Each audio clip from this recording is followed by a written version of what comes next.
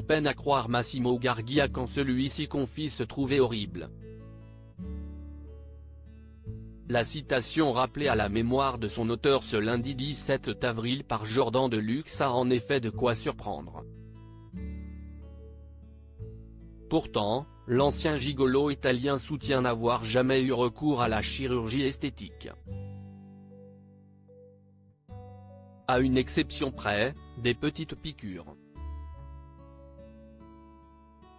C'est pas ça qui change complètement, argumente l'invité de chez Jordan. J'ai peur de l'anesthésie totale. L'occasion pour l'animateur de raviver des souvenirs de la carrière de Massimo Gargia, découvert par le grand public grâce à la première saison de La Ferme Célébrité, diffusée du 10 avril au 18 juin 2004 sur TF1. Avant, vous étiez connu dans la jet set, mais il faut savoir que c'est un petit milieu, rappelle l'animateur. Son interlocuteur rectifie, avant La Ferme, j'ai eu beaucoup de succès avec mon livre Jet Set, des mémoires parus en l'an 2000.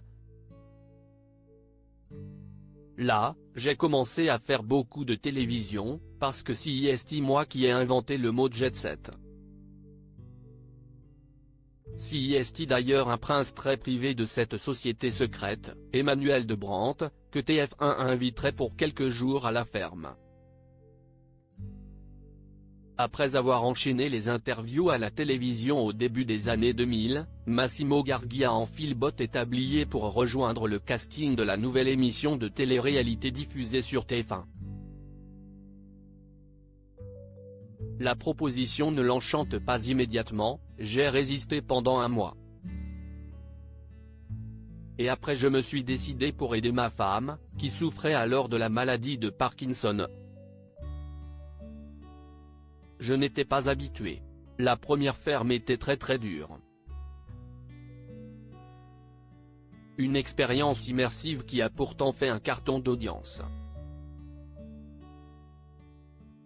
Moi, quand j'étais là, j'avais une audience de 10 millions, se vante le jet-setter. Fatigué très vite par les conditions de tournage, celui-ci mise sur sa nature paresseuse pour espérer sortir très tôt. Le public a aimé votre fainéantise, rappelle Jordan Deluxe. S'il se foutait complètement du travail à accomplir, Massimo Gargia avait néanmoins accepté de participer à l'émission pour l'argent, confiant à mots couverts avoir gagné 150 000 €.